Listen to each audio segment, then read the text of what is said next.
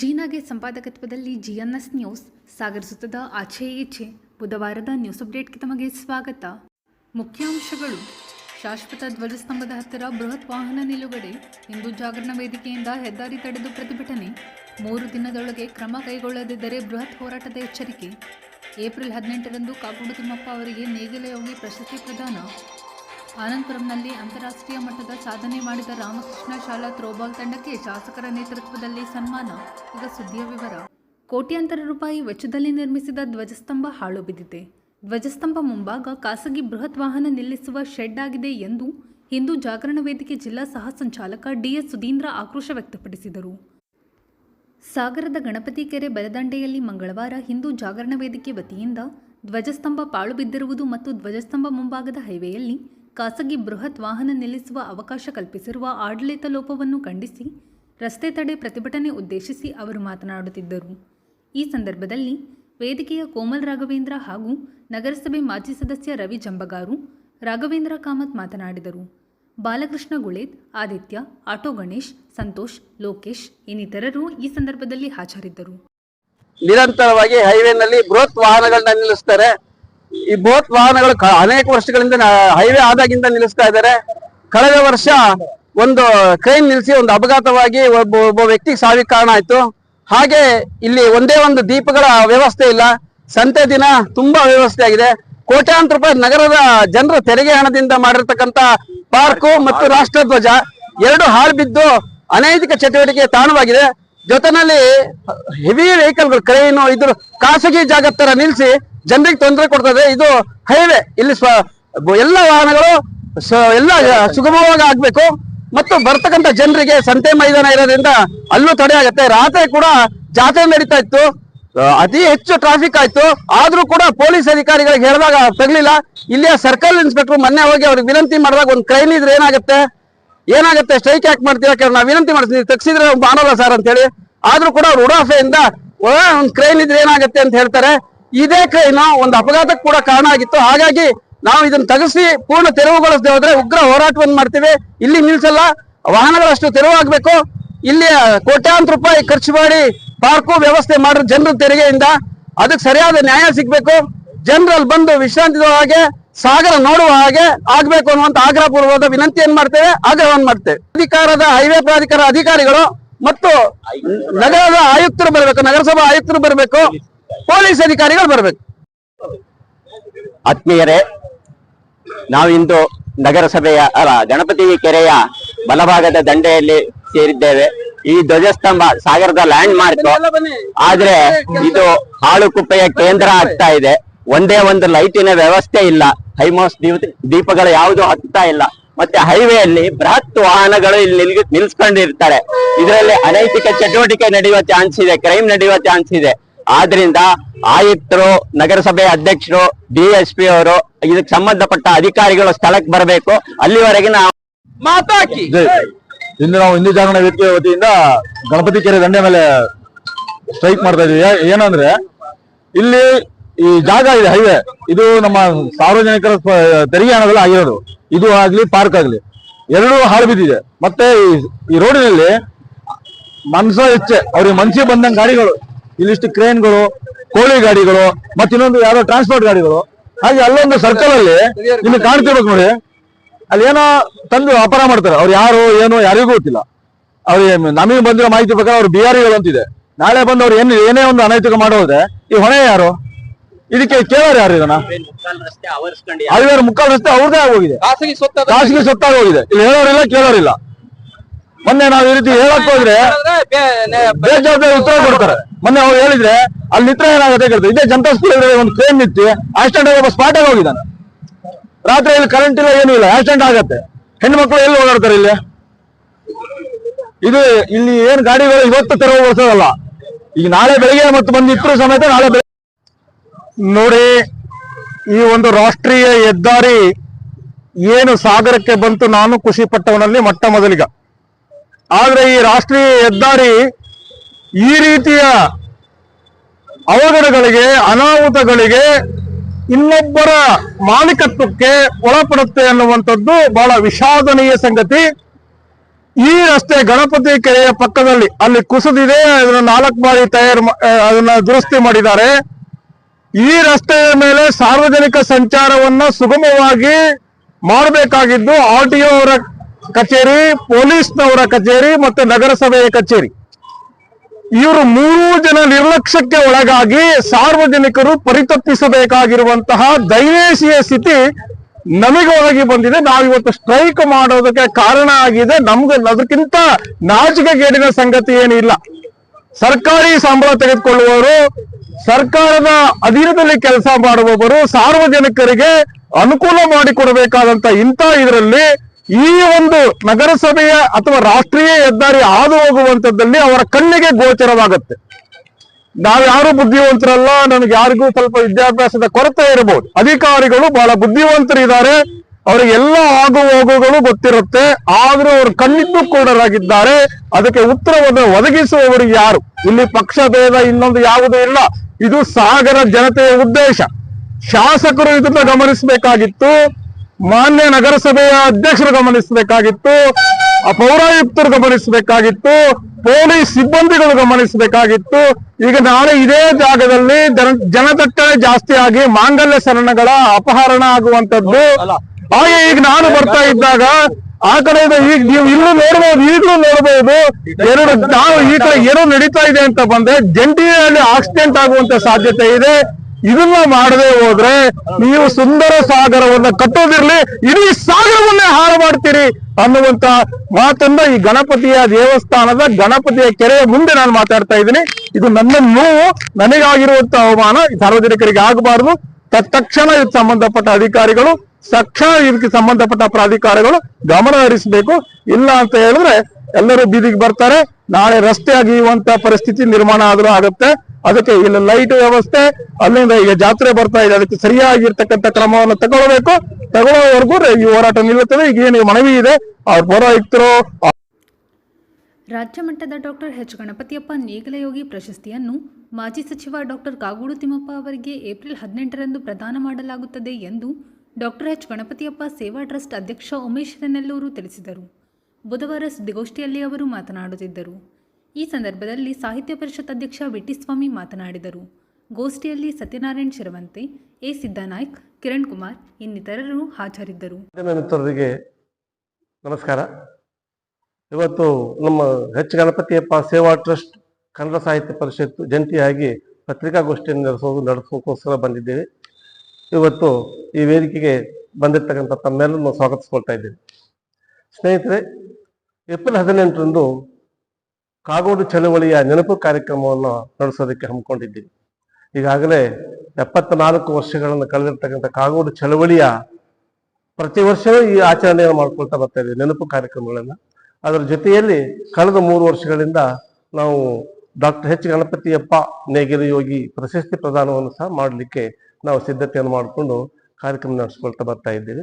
ಈ ವರ್ಷ ನಮ್ಮ ತಾಲೂಕಿನ ಹಿರಿಯ ಮತ್ಸ್ಯದ್ದಿ, ರಾಜಕೀಯ ಮತ್ಸ್ಯದ್ದಿಗಳಾಗಿರ್ತಕ್ಕಂಥ ಕಾಗೋಡು ತಿಮ್ಮಪ್ಪನವರಿಗೆ ಡಾಕ್ಟರ್ ಎಚ್ ಗಣಪತಿಯಪ್ಪ ನೇಗಿಲಯೋಗಿ ಪ್ರಶಸ್ತಿಯನ್ನು ನೀಡಬೇಕು ಅಂತ ನಮ್ಮ ಸಮಿತಿ ಹಾಗೂ ತಾಲೂಕು ಕನ್ನಡ ಸಾಹಿತ್ಯ ಪರಿಷತ್ ಜಂಟಿಯಾಗಿ ತೀರ್ಮಾನವನ್ನು ತೆಗೆದುಕೊಂಡು ಅದನ್ನ ಸಿದ್ಧತೆಯನ್ನು ಮಾಡ್ಕೊಳ್ತಾ ಇದ್ದೇವೆ. ಇಲ್ಲಿ ಕಾಗೋಡು ತಿಮ್ಮಪ್ಪನವರು ಅಂದ ಕೂಡಲೇ, ಕಾಗೋಡು ಚಳವಳಿ ಅಂದ ಕೂಡಲೇ ಎಚ್ ಗಣಪತಿಯಪ್ಪ ಅದರ ರೂವಾರಿಯಾಗಿ ಚಳವಳಿಯನ್ನು ಆರಂಭ ಮಾಡಿದವರು. ಹೌದು, ಅದು ರಾಷ್ಟ್ರ ಮಟ್ಟದಲ್ಲಿಯೂ ಸಹ ಅತಿ ಎತ್ತರಕ್ಕೆ ಹೋಗಿರ್ತಕ್ಕಂಥ ಒಂದು ರೈತ ಚಳವಳಿ, ಸ್ವಾತಂತ್ರ್ಯ ನಂತರದಲ್ಲಾಗಿರ್ತಕ್ಕಂಥ ಮೊಟ್ಟ ಮೊದಲ ರೈತ ಚಳವಳಿ ಆಗಿತ್ತು. ಅದರ ನಂತರದಲ್ಲಿ ದೇವರಾಜ್ ಅರಸು ಕಾಲದಲ್ಲಿ ಕಾಗೋಡು ತಿಮ್ಮಪ್ಪನವರು ಶಾಸಕರಾದ ಮೇಲೆ ಇನ್ನುಳಿದಂತ ಶಾಸನವನ್ನು ಏನು ಮಾಡಬೇಕು, ರೈತರ ಶಾಸನಬದ್ಧ ಮೊದಲನೆಯ ಪ್ರಶಸ್ತಿಯನ್ನು ನಾನು 2021ರಲ್ಲಿ ದೊಡ್ಡೇರಿ ಈರಪ್ಪ ಮಂಡಲಲ್ಲಿ ಇವರಿಗೆ ಪ್ರಶಸ್ತಿಯನ್ನು ಪ್ರದಾನ ಮಾಡಿದ್ವಿ. ದೊಡ್ಡೇರಿ ಈರಪ್ಪ ಅನ್ನುವರು ಕಾಗೋಡು ಚಳವಳಿಯಲ್ಲಿ ತಾನೊಬ್ಬ ರೈತನಾಗಿ ಉಳುಮೆ ಮಾಡ್ತಕ್ಕಂಥ ಸಂದರ್ಭದಲ್ಲಿ ಇದ್ದಂತ ವ್ಯಕ್ತಿ ಆಗಿರೋದ್ರಿಂದ ಆತ ಮೊದಲನೆಯ ಪ್ರಶಸ್ತಿಗೆ ಬಾಜಿನದಾರರು ಅನ್ನೋ ದೃಷ್ಟಿಯಿಂದ ಒಬ್ಬ ರೈತನನ್ನು ನಾವು ಆಯ್ಕೆ ಮಾಡಿಕೊಂಡು ಅವರಿಗೆ ಮೊದಲನೆಯದಾಗಿ ಅವರಿಗೆ ಪ್ರಶಸ್ತಿಯನ್ನು ಪ್ರದಾನ ಮಾಡಿದ್ವಿ. ಅದನ್ನ ಡಿ ಮಂಜುನಾಥ್ ಅವರು ಅಧ್ಯಕ್ಷತೆ ಒಳಗೆ ಈ ಕಾರ್ಯಕ್ರಮ ನಡೀತು. ನಾ ಡಿಸೋಜರ್ ಅವರು ಈ ಕಾರ್ಯಕ್ರಮ ಉದ್ಘಾಟನೆ ಮಾಡಿದ್ರು. ನೆಕ್ಸ್ಟ್ ಮತ್ತೆ 2022ರಲ್ಲಿ ಅಂಕೋಲಾದಲ್ಲಿ ಇರ್ತಕ್ಕಂಥ ವಿಷ್ಣು ನಾಯ್ಕ್ ಅನ್ನೋವರಿಗೆ ನಾವು ಈ ಪ್ರಶಸ್ತಿಯನ್ನು ಪ್ರದಾನ ಮಾಡಿದ್ವಿ. ವಿಷ್ಣು ನಾಯ್ಕ್ ಅನ್ನೋರು ಕಾರವಾರ ಜಿಲ್ಲೆಯ ಉತ್ತರ ಕನ್ನಡ ಜಿಲ್ಲೆಯಲ್ಲಿ ರೈತ ಸಂಘವನ್ನು ಹುಟ್ಟುಹಾಕಿ ಅವ್ರು ಮಾಡಿರ್ತಕ್ಕಂಥ ಗಣಪತಿಯಪ್ಪನವರು ಕಾಗೋಡಿನಲ್ಲಿ ಚಳವಳಿಯನ್ನು ಆರಂಭ ಮಾಡಿದ್ರು ಅನ್ನೋದು ಅದು ದಾಖಲೆಯಾಗಿ ಉಳ್ಕೊಂಡಿದೆ. ಹೀಗಾಗಿ ಇದ್ರ ಮಧ್ಯದಲ್ಲಿ ಕಾಗೋಡಿನಲ್ಲೇ ಒಂದು ಈ ಚಳವಳಿಯನ್ನು ಆರಂಭ ಮಾಡೋದಕ್ಕೆ ಕಾರಣ ನಮ್ಮ ರೈತ ಸಮಸ್ಯೆಗಳನ್ನ ಬಗೆಹರಿಸಿಕೊಳ್ಳೋದಕ್ಕೋಸ್ಕರವಾಗಿ ನಾವು ಏನೇ ಹೋರಾಟ ಮಾಡಿದ್ರು ಅದು ವ್ಯರ್ಥವಾಗಬಾರದು ಅನ್ನೋ ಕಾರಣಕ್ಕಾಗಿ ಸರ್ಕಾರದ ಒಬ್ಬ ಪ್ರತಿನಿಧಿ ಎಲ್ಲಿದ್ದಾರೆ ಅಲ್ಲೇ ಸಹ ನಾವು ಕಾಗೋಡು ಚಳವಳಿಯನ್ನು ಆರಂಭ ಮಾಡಿದ್ರೆ ಅದಕ್ಕೊಂದು ಮಹತ್ವ ಬರ್ತದೆ. ಸೊ ಸರ್ಕಾರದ ಗಮನವೆಲ್ಲ ಆ ಕಡೆ ಹೋಗ್ತದೆ ಅನ್ನೋ ಕಾರಣಕ್ಕೋಸ್ಕರವಾಗಿ ಕಾಗೋಡನ್ನೇ ನಾವು ನಮ್ಮ ತಂದೆಯವರು ಗಣಪತಿಯಪ್ಪನವರು ಅಲ್ಲಿಯೇ ಚಳವಳಿಯನ್ನು ಆರಂಭ ಮಾಡಬೇಕು ಅಂತ ಹೇಳ್ಕೊಂಡು ನಿರ್ಧಾರ ಮಾಡ್ತಿರ್ತಾರೆ. ಅವರು ಗಣಪತಿಯಪ್ಪನವರು ಹಿರೇನೆಲ್ಲೂರಿನಲ್ಲಿ ಒಬ್ಬ ಗಾವಟಿ ಶಾಲೆ ಮೇಷ್ಟ್ರಾಗಿ ಕೆಲಸ ಮಾಡಿದಂಥವರು. ಅದಕ್ಕಿಂತ ಪೂರ್ವದಲ್ಲಿ ಸಿದ್ದಾಪುರ ತಾಲೂಕು ಅವರು ಹುಟ್ಟುವರು. ಸಿದ್ದಾಪುರ ತಾಲೂಕಿನಲ್ಲಿ ಅವರು ಸ್ವಾತಂತ್ರ್ಯ ಚಳವಳಿಯಲ್ಲಿ ಭಾಗವಹಿಸಿರ್ತಕ್ಕಂಥ ಒಬ್ಬ ವ್ಯಕ್ತಿ. ಅಲ್ಲಿಂದಲೂ ಸಹ ರೈತ ಪರವಾದ ಚಿಂತನೆಗಳನ್ನು ದೇಶದ ಎಲ್ಲರಿಗೂ ಸಮಾನವಾದಂತಹ ಸ್ವಾತಂತ್ರ್ಯ ಸಿಗಬೇಕು ಅನ್ನುವ ಮುಂಚೂಣಿಯಲ್ಲಿ ಸದಾಕಾಲ ಅವರು ಆ ಚಿಂತನೆಯನ್ನು ನಡೆಸ್ಕೊಳ್ತಾ ಬಂದವರೇ ಹೊರತು ತನ್ನ ಸ್ವಂತಕ್ಕೋಸ್ಕರವಾಗಿ ಯಾವುದೇ ಚಿಂತನೆಯನ್ನ, ಕುಟುಂಬಕ್ಕಾಗಿ ಸ್ವಾರ್ಥಿಯಾಗಿ ಯಾವುದೇ ಚಿಂತನೆಯನ್ನು ಮಾಡದೇ ಇದ್ದಂಥವರು ಸಾಯುವ ಕೊನೆಯವರೆಗೂ ಸಮಾಜಕ್ಕೋಸ್ಕರವಾಗಿ ಇಲ್ಲಿ ವಾಸವಾಗಿರ್ತಕ್ಕಂಥ ಜನಸಮುದಾಯದ ಸಮಸ್ಯೆಗಳು ಏನಿದಾವೆ ಅನ್ನೋದನ್ನ ಪ್ರಮುಖವಾಗಿ ಇಟ್ಟುಕೊಂಡು ಅವರು ಆ ಸೇವೆಯನ್ನು ಮಾಡ್ತಾ ಬಂದರು. ಹಾಗಾಗಿ ಅವರ ಹೆಸರಿನಲ್ಲಿ ನಾನು ಅವರು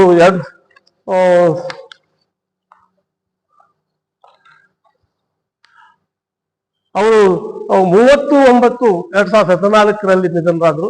ಆ ಹೊತ್ತಿಗೆ ಸರಿಯಾಗಿ ನಾನು ಒಂದು ಸಾಹಿತ್ಯ ಪರಿಷತ್ತಿನ ನಮ್ಮ ಸ್ನೇಹಿತರೆಲ್ಲ ನಾನು ಸಾಹಿತ್ಯ ಪರಿಷತ್ತಿನಲ್ಲಿ ಇದ್ದಿದ್ರಿಂದ ಸಾಹಿತ್ಯ ಪರಿಷತ್ತಿನ ಒಂದು ದತ್ತಿಯನ್ನ ಕನ್ನಡ ಸಾಹಿತ್ಯ ಪರಿಷತ್ತಿಗೆ ನೀಡಿದೆ ಅವರ ಮರಣಾನಂತರದಲ್ಲಿ. ಅಲ್ಲಿಂದ ಇಲ್ಲಿಯವರೆಗೂ ಕನ್ನಡ ಸಾಹಿತ್ಯ ಪರಿಷತ್ತು ಗಣಪತಿಯಪ್ಪನವರ ಸಾಧನೆಯ, ಅವರ ಭೂಮಿಯ ಬದುಕಿನ ಬಗ್ಗೆ ವಿಚಾರ ಚಿಂತನೆಯನ್ನು ಮಾಡ್ತಾ ಬಂದಿದ್ದಾರೆ. ಅಲ್ಲಿಂದಲೂ ಸಹ ನನ್ನ ಈ ಕಾರ್ಯಕ್ರಮದಲ್ಲಿ ಗಣಪತಿಯಪ್ಪ ಸೇವಾ ಟ್ರಸ್ಟಿನ ಕಾರ್ಯಕ್ರಮದಲ್ಲಿ ನಮಗೆ ಸಾಹಿತ್ಯ ಪರಿಷತ್ತು ಜೊತೆಯಲ್ಲಿರ್ತದೆ. ಅಲ್ಲಿಂದಲೂ ಜೊತೆಯಾಗಿ ನಾವು ಕಾರ್ಯಕ್ರಮಗಳನ್ನ ಮಾಡ್ಕೊಳ್ತಾ ಬಂದಿದ್ದೇವೆ. ಈಗಲೂ ಸಹ ಆ ರೀತಿ ಹಮ್ಮಿಕೊಂಡಿದ್ದೇವೆ. ಈ ವರ್ಷ ತಿಮ್ಮಪ್ಪನವರಿಗೆ ಕೊಡಬೇಕಾದಂತ ಪ್ರಶಸ್ತಿಯನ್ನ ಒಂದು ಸ್ವಲ್ಪ ಬಹಳ ಗೌರವದಿಂದ ಇಡೀ ನಾಗರಿಕ ಸಮಾಜ, ಈ ತಾಲೂಕಿನ ಎಲ್ಲ ಸರ್ವ ಸದಸ್ಯರು ಸೇರಿ ಸನ್ಮಾನಿಸಬೇಕಾದಂತ ಒಂದು ಅಗತ್ಯತೆ ಇರೋದ್ರಿಂದ ಹೆಚ್ಚಿನ ಸಂಖ್ಯೆಯಲ್ಲಿ ಭಾಗವಹಿಸಬೇಕು. ನೆನಪು ಕಾರ್ಯಕ್ರಮವನ್ನ 56ನೇ ನೆನಪು ಕಾರ್ಯಕ್ರಮವನ್ನ ಸಾಗರದ ಸೌಹೃದಯ ಬಳಗ ತಿಮ್ಮಪ್ಪನವರು ಮತ್ತು ಗಣಪತಿಯಪ್ಪನವರನ್ನ ಜೊತೆಗೂಡಿಸಿಕೊಂಡು ಸೌಹೃದಯ ಬಳಗ ಈ ಕಾರ್ಯಕ್ರಮ ನಡೆಸ್ಕೊಳ್ತಾ ಬಂತು. ಅಲ್ಲಿಂದಲೂ ಸಹ ಸೌಹೃದಯ ಬಳಗ ನಮ್ಮ ಜೊತೆಯಲ್ಲಿ ನಿರಂತರವಾಗಿರ್ತದೆ. ನನ್ನ ಟ್ರಸ್ಟ್ 2013ರಲ್ಲಿ ನನ್ನ ಟ್ರಸ್ಟ್ ಅಸ್ತಿತ್ವಕ್ಕೆ ಬಂದಿದ್ರಿಂದ ಅಲ್ಲಿಂದಲೂ ಸಹ ನಮ್ಮ ಈ ಕಾರ್ಯಕ್ರಮಗಳನ್ನ ಮುಂದುವರ್ಸ್ಕೊಂಡು ಹೋಗ್ತಾ ಇದ್ದೇವೆ. ಇದು ಇನ್ನೊಂದು ವಿಶೇಷತೆ ಏನು ಅಂತಂದ್ರೆ, ಇಲ್ಲಿ ಗಣಪತಿಯಪ್ಪನವರಿಗೆ 2004ರಲ್ಲಿ ದೇವರಾಜ ಅರಸು ಪ್ರಶಸ್ತಿಯನ್ನ ಕೊಟ್ಟು ಗೌರವಿಸಲಾಯಿತು ಸರ್ಕಾರ. ಹಾಗೇನೆ ತಿಮ್ಮಪ್ಪನವರಿಗೆ 2014ರಲ್ಲಿ ಅದೇ ದೇವರಾಜ ಪ್ರಶಸ್ತಿಯನ್ನ ತಿಮ್ಮಪ್ಪನವರು ತೆಗೆದುಕೊಂಡು ಈ ಊರಿಗೆ ಬಂದಿರತಕ್ಕಂಥ 2 ದೇವರಾಜ ಅರಸು ಪ್ರಮುಖವಾದ ಪ್ರಶಸ್ತಿಗಳು ಈ ಊರಿಗೆ ಲಭ್ಯವಾಗಿದೆ ಅಂತಂದ್ರೆ ಅವರಿಬ್ಬರ ಸ್ನೇಹ, ಅವರಿಬ್ಬರ ಜನಸೇವೆ, ಸಾಮಾಜಿಕ ಪ್ರಜ್ಞೆ ಅವರಿಬ್ಬರನ್ನು ಸಹ ಅರಸು ಕಡೆ ಎಳ್ಕೊಂಡು ಹೋಗಿ ಅವರಿಬ್ಬರಿಗೂ ಪ್ರಶಸ್ತಿ ಸಿಗೋದಕ್ಕೆ ಕಾರಣವಾಯಿತು ಸರ್. ಹಾಗೇನೆ ಕುವೆಂಪು ಯೂನಿವರ್ಸಿಟಿಯಿಂದ ಕುವೆಂಪು ಗೌರವ ಡಾಕ್ಟರೇಟ್ ಅನ್ನ 2009ರಲ್ಲಿ ಗಣಪತಿಯಪ್ಪನವರಿಗೆ ಕೊಟ್ಟರು. ಹಾಗೇನೆ ಈಗ ಮೊನ್ನೆ ತಾನೇ ಕುವೆಂಪು ವಿಶ್ವವಿದ್ಯಾಲಯ ಹಾಗೂ ಕೃಷಿ ವಿಶ್ವವಿದ್ಯಾಲಯದ ಗೌರವ ಡಾಕ್ಟರೇಟ್ ತಿಮ್ಮಪ್ಪನವರಿಗೆ ಲಭ್ಯವಾಗಿದೆ. ಅಲ್ಲಿಂದ ಇವರು ಜೊತೆಯಾಗಿ ಇವರು ಸಾಮಾಜಿಕ ಚಿಂತನೆಗಳಿದ್ದಾನೆ ಏನಿದ್ದಾವೆ, ಗಣಪತಿಯಪ್ಪನವರಿಗೆ ಇದ್ದಂತಹ ಚಿಂತನೆಗಳೇ ತಿಮ್ಮಪ್ಪನವರಿಗೆ ಇತ್ತು ಅನ್ನೋದಕ್ಕೆ ಇವರು ತಗೊಂಡಿರ್ತಕ್ಕಂಥ ಪ್ರಶಸ್ತಿಗಳೇ ಕಾರಣವಾಗ್ತದೆ. ಗಣಪತಿಯಪ್ಪನವರು ಕಾಗೋಡು ಚಳವಳಿಯ, ರೈತ ಚಳವಳಿಯ ರೂವಾರಿ ಆದ್ರೆ ತಿಮ್ಮಪ್ಪನವರು ಭೂ ಸುಧಾರಣಾ ಕಾಯ್ದೆ ಜಾರಿಗೆ ತರುವಲ್ಲಿ ತಮ್ಮ ಪ್ರಾಮಾಣಿಕ ಪ್ರಯತ್ನವನ್ನು ಸರ್ಕಾರದಲ್ಲಿ ಮಾಡಿದ್ರು. ಹಾಗಾಗಿ ಇವರಿಬ್ಬರ ಚಿಂತನೆ ರೈತ ಪರವಾದ ಚಿಂತನೆಯೇ ಹೊರತು ಬೇರೆ ಏನು ಅಡ್ಡದಾರಿಗಳು ಇರಲಿಲ್ಲ. ಹಾಗಾಗಿ ಇವರ ಇಬ್ಬರ ಆಲೋಚನೆಗಳು ಒಂದೇ ಆಗಿತ್ತು ಅನ್ನೋದಕ್ಕೆ ಇದೊಂದು ನಿದರ್ಶನವಾಗ್ತದೆ. ಹಾಗೇನೆ ದೇವರಾಜ ಅರಸೂರವರು ಏನು ಕಾಗೋಡು ಚಳವಳಿಯ 74ರ ನೆನಪಿಗಾಗಿ ಕನ್ನಡ ಸಾಹಿತ್ಯ ಪರಿಷತ್ತು ಮತ್ತು ಡಾಕ್ಟರ್ ಎಚ್ ಗಣಪತಿಯಪ್ಪ ಸೇವಾ ಟ್ರಸ್ಟ್ನ ಸಹಯೋಗದೊಂದಿಗೆ ಈ ಕಾರ್ಯಕ್ರಮವನ್ನು ನಾವು ಆಯೋಜನೆ ಮಾಡಿರುವಂಥದ್ದು. ಅದರ ಜೊತೆಯಲ್ಲಿ ವಿಶೇಷವಾಗಿ ಅದೇ 18ರಂದು ನಾವು ಪ್ರಶಸ್ತಿ ಪ್ರದಾನದ ಜೊತೆಯಲ್ಲಿ ವಿಶೇಷ ಉಪನ್ಯಾಸವನ್ನು ಸಹ ಆಯೋಜನೆ ಮಾಡಲಾಗಿದೆ. ಖ್ಯಾತ ವಾಗ್ಮಿ ವಕೀಲರಾಗಿರುವ ಸುಧೀರ್ ಕುಮಾರ್ ಮುರಳಿ ಅವರು ಇವತ್ತಿನ ಭೂಮಿ ಬದುಕು ಇವತ್ತಿನ ಆತಂಕಗಳ ಕುರಿತು ಮುಖ್ಯ ಉಪನ್ಯಾಸವನ್ನು ನೀಡ್ತಾರೆ. ಆ ನಿಟ್ಟಿನಲ್ಲಿ ಈ ಕಾರ್ಯಕ್ರಮಕ್ಕೆ ವಿಶೇಷವಾಗಿ ಮಾನ್ಯ ಶಾಸಕರಾಗಿರುವಂತಹ ಗೋಪಾಲಕೃಷ್ಣ ಬೇಳೂರವರು ಅವರು ಕಾರ್ಯಕ್ರಮವನ್ನು ಉದ್ಘಾಟನೆ ಮಾಡಿಕೊಡ್ತಾರೆ. ಡಿ ಮಂಜುನಾಥ್ ಅವರು ಆಶಯ ನುಡಿಗಳನ್ನ ಆಡ್ತಾರೆ. ಸುಧೀರ್ ಕುಮಾರ್ ಮುರಳಿ ಅವರು ಉಪನ್ಯಾಸವನ್ನು ನೀಡ್ತಾರೆ. ಅಶ್ವಿನಿ ಕುಮಾರ್, ವಿ.ಟಿ. ಸ್ವಾಮಿ, Panduranga TV, G Nagesh, BD. Ravikumar ಅವರು ಜೊತೆಲಿರ್ತಾರೆ. ವಿಶೇಷವಾಗಿ ಟ್ರಸ್ಟ್ನ ಅಧ್ಯಕ್ಷರಾದ ಉಮೇಶ್ ಅವರ ಅಧ್ಯಕ್ಷತೆಯಲ್ಲಿ ಈ ಕಾರ್ಯಕ್ರಮ ನಡೆಯುತ್ತೆ. ದಯಮಾಡಿ ಹೆಚ್ಚಿನ ಸಂಖ್ಯೆಯಲ್ಲಿ ಭಾಗವಹಿಸಿ ಅಂತೇಳಿ ನಮ್ಮ ಮನವಿ. ತಾವು ಸಹ ಉಪಸ್ಥಿತರಿದೆ. ಒಂದು ವಿಶೇಷವಾದ ಕಾರ್ಯಕ್ರಮವನ್ನು ನಾವು ಮಾಡೋಣ ಅಂತ ಹೇಳಿ ಆಶಿಸ್ತಾ ಈ ಕಾರ್ಯಕ್ರಮಕ್ಕೆ ತಮ್ಮೆಲ್ಲರನ್ನ ಆತ್ಮೀಯವಾಗಿ ಆಹ್ವಾನಿಸ್ತಾ ಇದ್ವಿ. ಕನ್ನಡ ಸಾಹಿತ್ಯ ಪರಿಷತ್ತು ದತ್ತಿ ಕಾರ್ಯಕ್ರಮಗಳನ್ನು ಇನ್ಮೇಲೆ ಪ್ರತಿ ತಿಂಗಳಲ್ಲಿ ಇಂತಹ ಒಂದು ವಿಶೇಷವಾದ ಕಾರ್ಯಕ್ರಮದಲ್ಲಿ ಆಯೋಜನೆ ಮಾಡುವಂತಹ ಯೋಜನೆಯನ್ನು ಈ ವರ್ಷ ರೂಪಿಸಿದ್ವಿ. ಹಾಗಾಗಿ ಪ್ರತಿ ತಿಂಗಳಲ್ಲಿ ದತ್ತಿ ಕಾರ್ಯಕ್ರಮ ಆಯಾ ಕಾಲಕ್ಕೆ ಸಂದರ್ಭಕ್ಕೆ ತಕ್ಕಂತೆ ಸಾಹಿತ್ಯ ಸಾಂಸ್ಕೃತಿಕ ಕಾರ್ಯಕ್ರಮಗಳನ್ನು ನಡೆಸಲಿ. ಸಾಧನೆ ಮಾಡುವ ಮಕ್ಕಳಿಗೆ ಸೂಕ್ತ ಪ್ರೋತ್ಸಾಹ ಅಗತ್ಯ.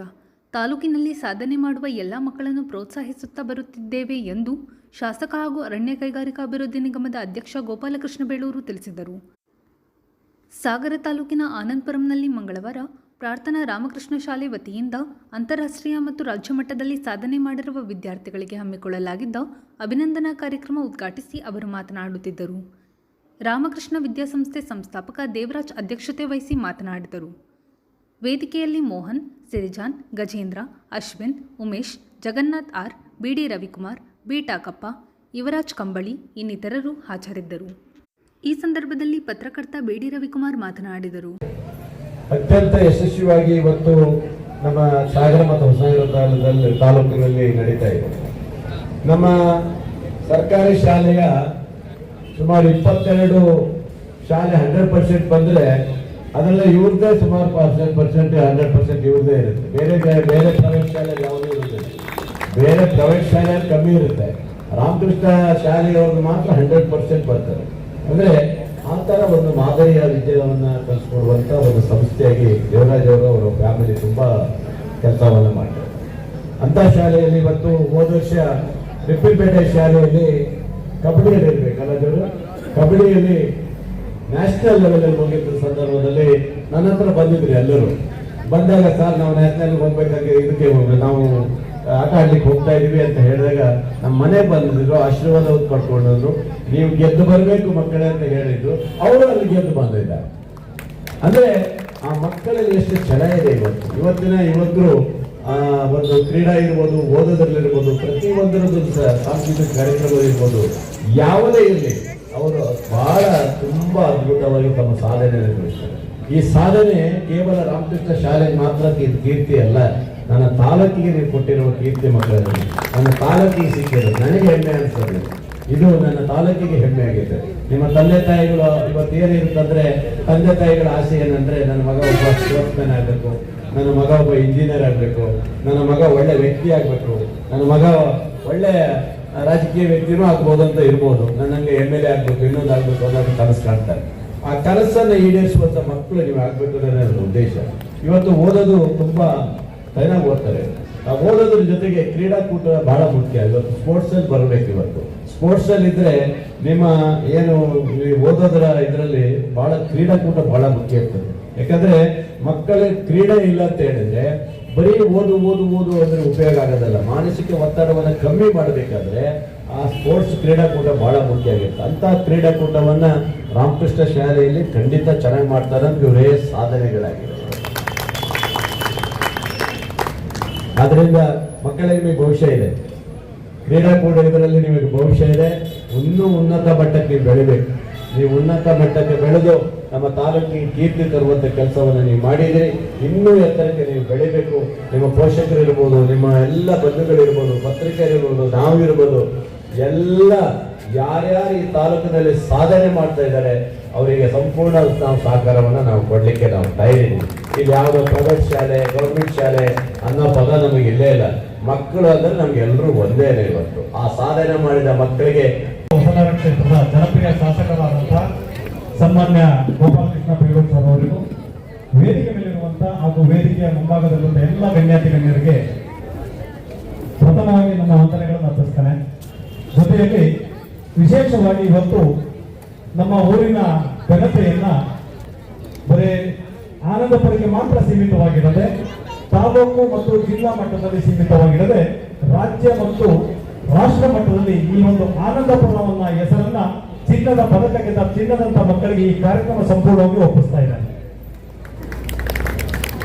ನೀವು ಗಮನದಲ್ಲಿರಲಿ ಅಂತ ಹೇಳ್ತಾ ಇದ್ದೇನೆ. ಇಡೀ ಸಾಗರ ತಾಲೂಕಿನಲ್ಲಿ ಆನಂದಪುರ ಅತಿ ಹೆಚ್ಚಿನ ಕ್ರೀಡೆಗೆ ಒತ್ತನ್ನು ಕೊಟ್ಟಂತ ಊರು ಸರ್. ಇಂದು ಸಹ ನಮ್ಮ ಈ ಆನಂದಪುರದಲ್ಲಿ ಬಾಲ್ ಬ್ಯಾಡ್ಮಿಂಟನ್, ಕಬಡ್ಡಿ ಹಾಗೆ ಸೆಟಲ್ ಸಹ ಇದಿಷ್ಟು ರಾಜ್ಯ ಮಟ್ಟದಲ್ಲಿ ಕ್ರೀಡಾಪಟುಗಳು ಇದ್ದಂತ ಊರು ನನ್ನೂರು. ವಾಲಿಬಾಲ್ ಅನ್ನಂತೂ ಇಡೀ ರಾಜ್ಯದಲ್ಲಿ ಹೆಸರನ್ನ ಮಾಡಿತ್ತು. ರಾಷ್ಟ್ರ ಮಟ್ಟದ ಕಬಡ್ಡಿ ಕ್ರೀಡಾಗಳು ಸಹ ಇಲ್ಲಿಂದ ಭಾಗವಹಿಸಿರುವಂತಹ ಹಲವಾರು ಕ್ರೀಡಾಪಟುಗಳು ನಮ್ಮಲ್ಲಿ ಇಂದು ಸಹ ಇದ್ದಾರೆ.